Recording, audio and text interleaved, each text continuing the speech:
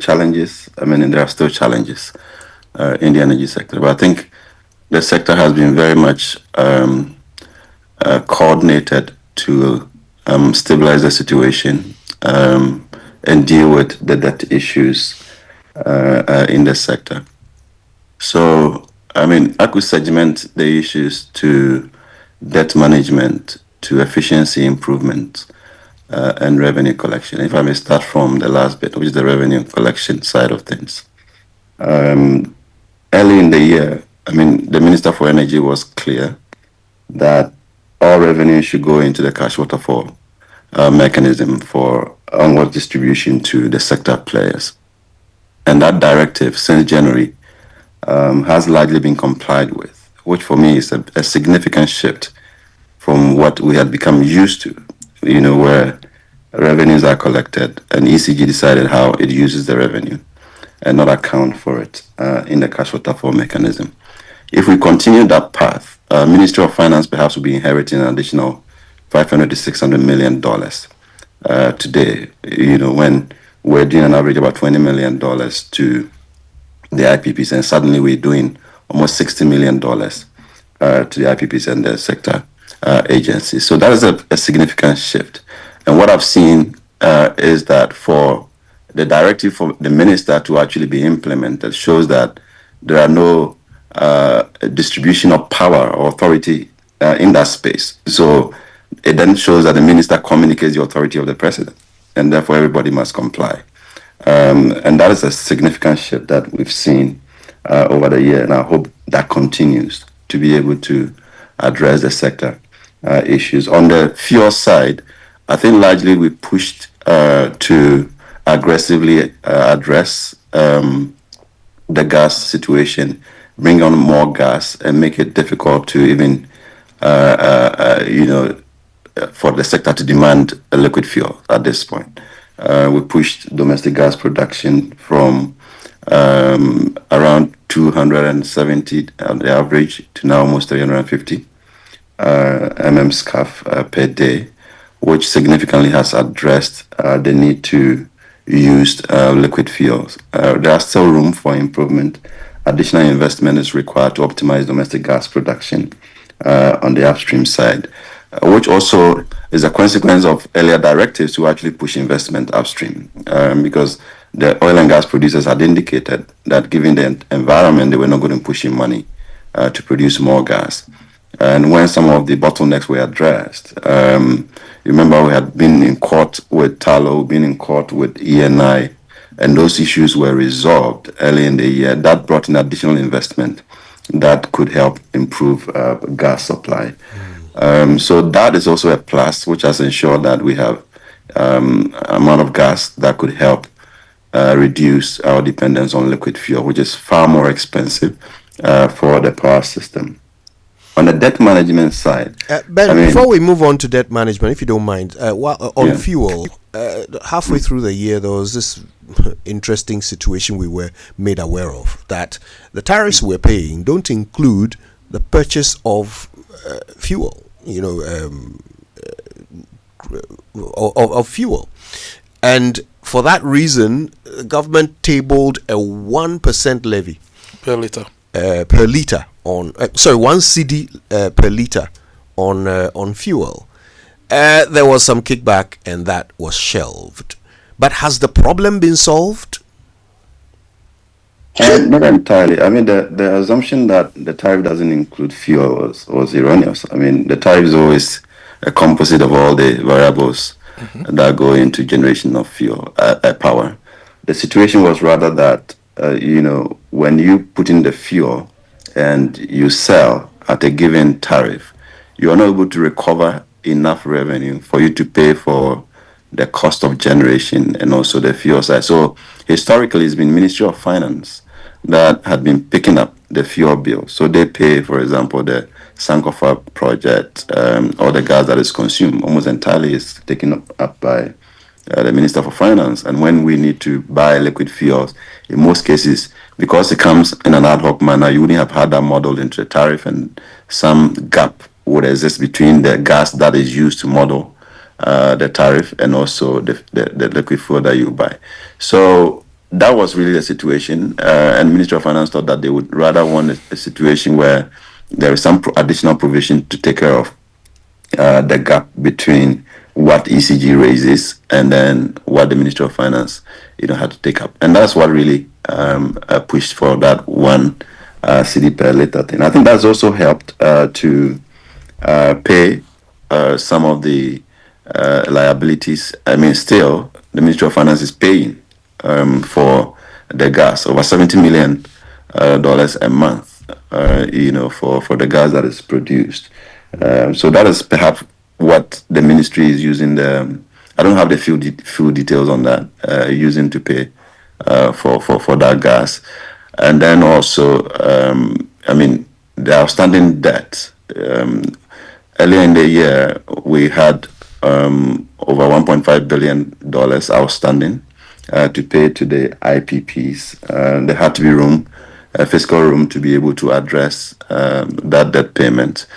And, mid-year, Minister of Finance and Minister of Energy constituted a committee, which I was part of, to help engage the IPPs to look at how that outstanding debt could be treated. Being part of that process, the difficulty for some of us was whether, after going to engage IPPs, negotiating for haircut, would the government of Ghana comply with the payment obligations to make sure that we're able to deal with the outstanding debt. And I must say that the promise that was given to those of us who served on the committee, that after the negotiations, government will pay, has actually been kept, and the payments are being made. Over $400 million or so have already been paid down on the debt, and we were able to structure it for a 4-year repayment plan, which the Ministry of Finance has committed to actually paying. And that for me is a plus Ministry of Finance to appreciate the need to actually deal with your debt in that comprehensive manner and stay focused on dealing with it. It's good for the sector and also improves the confidence in the energy sector. And hopefully that should translate into additional investment into generation and expansion of the energy landscape in that space. So I think on those calls, there are a lot that have happened to keep the light stable and also to keep the IPPs and the sector players happy. What remains outstanding for me would be the efficiency side, making sure that it's not just ECG paying into the cash waterfall, but also being able to recover the inefficiencies, which hovers around 30%, which is quite significant. So what that simply means is that if you give ECG 1 billion worth of power to sell, they're only bringing 700 million, which leaves a big gap. If we're able to deal with that immediately, that could help address a lot of the problems on debt accumulation, which in a large extent has been dealt with. Now ECG is almost current on the IPP side with just the revenues that are coming now. They then will be able to address the other components, to VRA and other local players in that space. So we need to aggressively tackle that. And I thought that the blueprint was there. It was the same government that did private sector participation, which was really on course right until 2018 when it railroaded. And we need to bring it back to make sure that we can improve on the efficiency side and collect more revenues to lift that burden. Because if we're able to deal with that and bring in that 30%, that immediately takes off the 70 million plus that the Ministry of Finance is paying to the gas sector players. And that could be enough revenue to tackle development in many sectors of the economy. Ben, let's look into the crystal ball really quickly. In 30 seconds, the tariffs are about to go up from tomorrow. And then we expect systemic increases throughout the year. Will Ghanaians be able to afford electricity in 2026? Yeah, that's a good question. I've always been an advocate for efficiency rather than continuous adjustment of the tariff. We keep adjusting the tariff for the few responsible, customers, and people are just stealing power, all right, and not paying for it. So if we're able to bring in a lot more people into the paying basket, then that reduces the need to actually adjust the tariff. And I'm hoping that 2026 will find a way to actually improve the efficiency and not focus more on just tariff adjustment.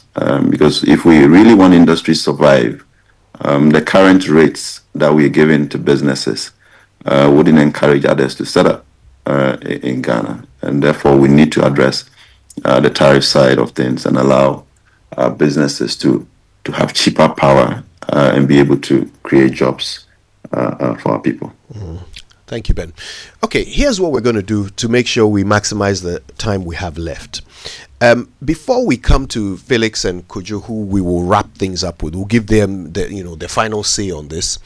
I'm going to come to Prof. Bokpin to hear his take on the president's performance in the environment, so that Felix and Kojo will have the opportunity to respond to both issues with their final wrap-ups. So, Prof. Bokpin, environment. In 3 minutes, please. I want to say thanks, some appreciation to Ben. I agree with him with the analysis on the energy sector.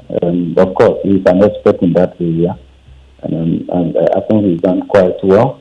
The issue is that with all the gains we are seeing here, it's yet to reflect in how consumers benefit from that. Because if you see the plan utility adjustment for this year, and also consistent with the IMF supported program, I think government should take another look so that consumers feel the benefits or the gains that we are seeing here. Of course, it doesn't resolve all the issues, though. Yes, so Kudo, I spent the first part of my submission highlighting the positive things that the government has done, and that is commendable. Vulnerabilities exist, and that is where I also lean towards the submission, largely the submission from Honorable Kojo Oppong, that vulnerabilities exist in our economy, and especially if you look at the way we've propped up or supported the value of the CD this year, certainly highlights some vulnerabilities on the ground. And one way of judging that is to see if you look at the IMF fifth review, the fact that our debt sustainability actually, per the model, suggests or confirms that we are moderate risk country, but the fund failed to confirm that by applying other judgments reflecting other vulnerabilities and all of that. So those things are there. I am not totally happy of any growth model that relies extensively on the destruction of the environment. It is not sustainable. In fact, it's the surest way of determining whether your growth model, your strategy is sustainable. It is not. If you look at the harm we are causing to our environment, we are speaking today, more than 40% of all river bodies in our food basket regions are polluted. I'm sorry, and I've stated openly that I acknowledge the president's intervention on the economy and so many other areas. But when it comes to irresponsible mining, I think the president has failed us. The president is failing us. And if he continues like this, it can only get worse. That is my biggest fear for this country. Look, we should be taking advantage of the favorable world external environment with the fiscal discipline we are seeing to gradually move our economy to a dear generation innovation rather than just producing gold, export this gold. We are even taking losses. One day we'll discuss that. And then just pumping that to show up the stability of the city. I think this is not really economic management if you look at it, and its sustainability. And then again, and here you also see why our growth is also exposed to one sector like service led by ICT. The vulnerability is quite real and all of that. So I want to urge the president. I know that this is quite complex. It didn't start today. We have allowed it to grow, to fester to this level. It's more challenging dealing with it now. But Mr. President, this was exactly what you asked for when you were campaigning in 2024. You created the impression that you can deal with this. And we trusted you. Do not betray our trust. You can never define an economy independent of the environment. In fact, the concept of an economy, especially with respect to also balance of payment, is an area under the effective control of a single government, defined to include land area, airspace, territorial enclaves, all of that. So if you cannot preserve the environment, it's the basic. I'm afraid we are heading dangerously. Time is not on our side. Yeah. So I am unable to celebrate any growth model that relies extensively on the destruction of the environment. Right. In fact, we should be doing cost-benefit analysis of how we can reclaim our environment and the cost at which we can do so. Right. Typically, macroeconomic stability will come at a cost. We should reflect the cost fully in our discussion so that we are able to adopt a balanced approach. Otherwise, the way we are going, for me, it's problematic. Prof, thank you. All right, Kwakye, Oppong, Nkrumah, and Felix, I think we're going to have 4 minutes each to hear your take on power and the environment. I'll start with you, Kwakye.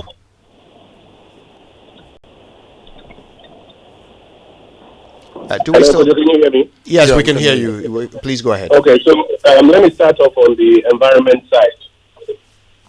I think that while you may see a renewal of effort in dealing with the phenomenon of illegal and irresponsible mining, you will not necessarily see significantly improved results.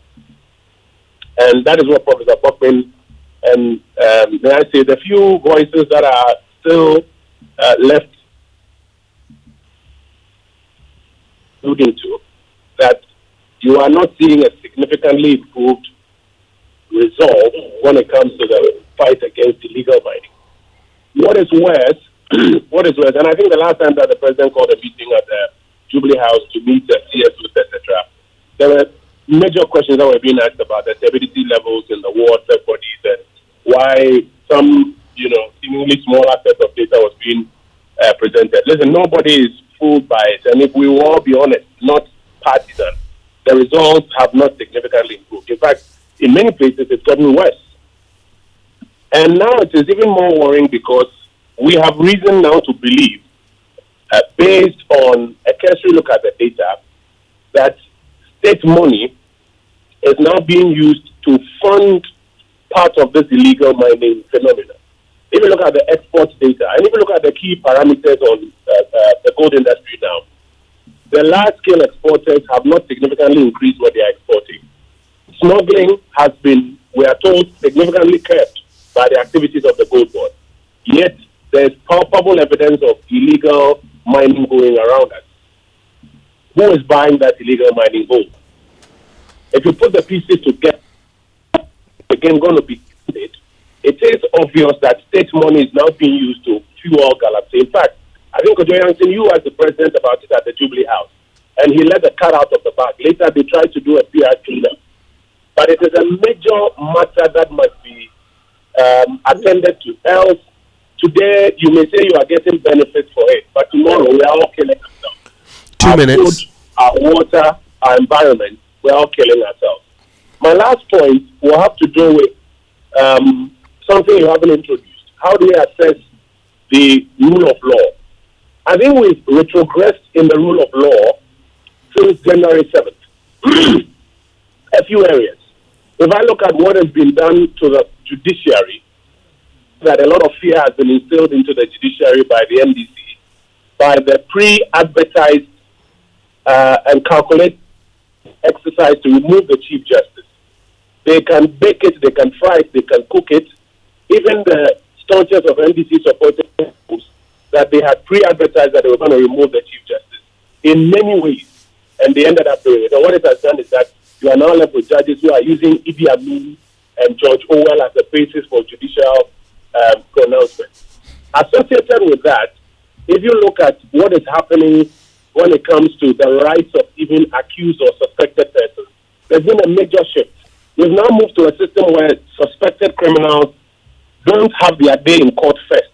You have state officials hold press conferences and, for all intents and purposes, prejudice the nation's mind and the minds of the court about them before they are even taken to court. 20 seconds.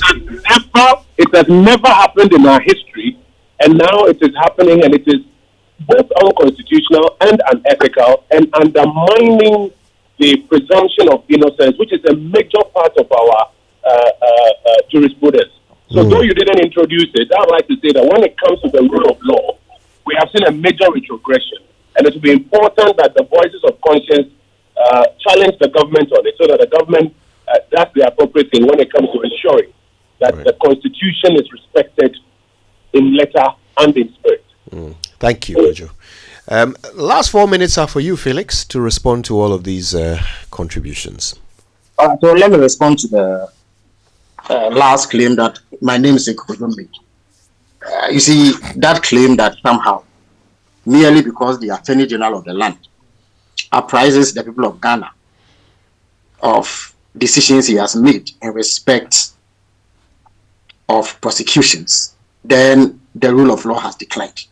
Kojo, even in the most advanced liberal democracies, who have a much stronger rule of law framework, prosecutors are known to publicly indicate the basis upon which they are making prosecutorial decisions. So unless you have an aversion towards transparency and accountability and the fight against corruption, I do not see how, if the Attorney General says that I have investigated Kojo Yanks for allegedly stealing an iPhone, and based on my investigations, I have gathered sufficient evidence to prosecute him starting Monday, that should be a problem. Nobody who is an adherent to the principle of transparency and accountability and the need to root out corruption will have a problem with this. So let us move away from this exaggerated claim that merely because an Attorney General levels allegations against people and takes them to court, then those people have been condemned. Judges are known to base judgments on the facts of the case. It is not the first time in Ghana's history that persons accused of corruption or wrongdoing have had the details of their cases discussed. The MPP composed songs and sang it for many years about Woyome. Why? Woyome, was he not human? Kojo, I recall that even in your studio, sometimes on your program, that song was sung 2 minutes by the MPP. Every single, for a period of about 2 to 3 years, Woyome was the subject of radio and TV discussions. So why are they saying that when it comes to the MPP, allegations against them cannot be discussed? And Kojo, you do know, you have been in the media for quite some time, that it's not the first time that allegations against individuals are being discussed. It didn't start today, it will not end tomorrow. There is absolutely nothing wrong with it. The Attorney General does not convict anybody. The Attorney General has to go to court to establish or prove beyond reasonable doubt that the persons he is prosecuting are guilty before a court sentences them to any form of punishment that he deems necessary. So the claims about deterioration in the rule of law are completely exaggerated, and the facts do not bear that out. Number two, nobody advertised the removal of the Chief Justice. Nobody can say that they believe in the rule of law and at the same time espouse a sacred cow mentality, which says that because of the sensitivity of a particular person's position, because they occupy an exalted position, if wrongdoing is established against them, they should not be dealt with. Kojo Oppong Nkrumah served in the Akufo-Addo administration. They removed the electoral commissioner and her 2 deputies on the basis of a petition brought under Article 146. They cannot turn around and say that if the same Article 146 is applied against the Chief Justice, where nobody can fault the process, till date, nobody has been able to raise one instance of infraction on the part of the president or anybody who took part in that process. 1 minute. Regarding removal of the Chief Justice. Again, that one too must be stepped down. It is exaggerated, it is baseless, and must be dismissed. The third point I wish to make is that if anybody says that there has been no improvement in the fight against galamsey, that also is not being fair to the fact. Because if you had a situation where at the beginning of this year, 9 forest reserves were under the control of non-state actors, armed bandits, and today that is not the case, you cannot say that it's not. Of course, there are very, very worrying problems regarding the stability level of our waters and river bodies because of the activities of galamseys. But even then, a sustained campaign has been waged in the form of NIMOS. In fact, over the Christmas holidays, NIMOS was still engaged in operations to flash out galamseys. It is an ongoing process. As I speak to you, the infamous LI 2462, which Kojo Oppong Nkrumah's government passed into law, has been repealed. There are hundreds, thousands of people who have been apprehended for engaging in galamsey. 20 Strict seconds. controls have been put in place regarding the importation of excavated equipment. So it is an ongoing process. Galamsey is a pervasive problem which has existed for more than a decade and a half, getting to 2 decades. I don't think that anybody expects that in a year a government will be able to completely eliminate it. But we are on course to doing so. Right. And over time, we will see the outcome. Finally, on the issue of energy, and let me also debunk this persistent attempt to link the successes being chalked by gold board to illegal mining. Small-scale mining is a lawful activity. So when a state institution like the gold board purchases gold from small-scale miners who have been licensed by the state to engage in mining, it is perfectly legal. Any direct evidence of the purchase of galamsey gold. Nobody has done that. What we get is speculation and conjecture, which is not backed by any credible evidence. Let me repeat again, Kodo, that if a government or a state agency buys gold from a small-scale miner who has been licensed by the same state, it cannot be wrong, and it cannot be pinned down to galamsey. Felix, even though our time effort must be made to wipe out galamsey imposes to us. And then finally, on the issue of Kodo, we've had a systemic problem which has existed for decades. The problem is that it has cost us as a state far more to produce electricity than we have earned selling it. That is a fundamental problem of the energy sector. So as I speak to you, there's a problem where we call something energy sector financing shortfall. Last year, I beg your pardon, this year, the finance minister had to pay 27 billion Ghana cedis to the energy ministry to make up for shortfalls in financing the energy sector. Next year, he has budgeted another 15 billion Ghana cedis. Now, until we eliminate that phenomenon, where it costs us more to produce electricity than we earn selling it, that problem will persist. And that is why government is taking steps to ensure that collection at ECG improves, that they respect the principles of financial discipline. Because last year, ECG budgeted to spend close to, I think, 800 million Ghana cedis in procurement. When the year went to an end, we found that they had done close to 7 billion Ghana cedis. They had bought cables and other items that they did not need for the next 15 years because they simply wanted to engage in procurement. That has been brought under control through strict commitment controls.